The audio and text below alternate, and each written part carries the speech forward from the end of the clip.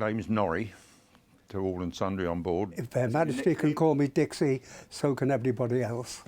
That relationship with the Royals meant Norrie and Dixie stayed serving on Britannia for decades. The royal family always did a tour of the Royal Yacht and meet the crew, which was absolutely brilliant. The Queen would do the mess decks, and the Duke would follow, obviously, and they'd end up in the chief's mess or the petty officer's mess having a lunchtime drink and a chinwag with all the crew. Built in Glasgow and launched in 1953, I name the ship Britannia. Britannia took the Royals round the world, and the Duke of Edinburgh, as a member of the Navy, could live and laugh amongst other sailors. He made a comment once to one of the stewards. This was in the early 60s, and he hadn't heard of the Beatles. And we thought that was rather funny, because everyone knew who the Beatles were. And we then had a crossing the line ceremony, and he was given an award. And it was an award of a Beatles wig and a guitar. In the various games and that they played on board, it was always very competitive, deck tennis, or we used to have what was called deck hockey, and it played with rope pucks, plaited rope pucks, and they weren't hockey sticks, they were just like upturned walking sticks.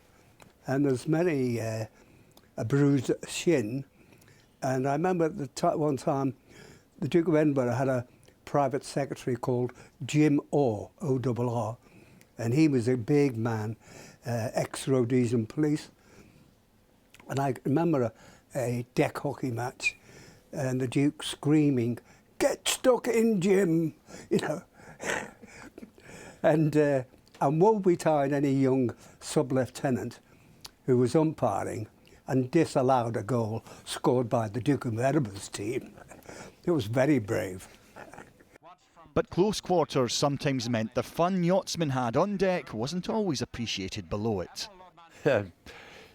We were in the Queen's, with Queen Dresser, and in her cabin there was a few of us in there having a little sing-song, and yeah, we did make rather a lot of noise. We were singing, and then there was this tap on the door. I said, "Would you mind keeping the doors down?" It was the Duke of Edinburgh.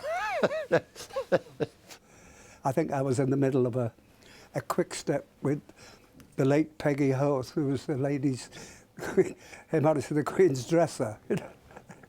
We beat a hasty retreat quickly because, he didn't tell the commander. We thought we were going to get a right rocket next morning, but no, it was all forgotten, and grateful.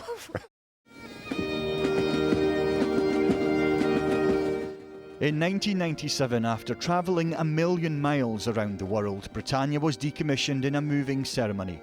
Now on show to the public as a museum, each year veteran crew members like Dixie and Norrie come together to remember their time on board. Oh, hear us when we cry to thee, for those in peril on the sea. It was actually the job of a lifetime. I used to enjoy actually going to work, with a spring in my step, That was the sort of job it was. For the Duke of Edinburgh, Britannia was a place to be at ease at sea and an opportunity to be close to his naval career. But it's also sailed into the hearts of those who served on her. Protect us.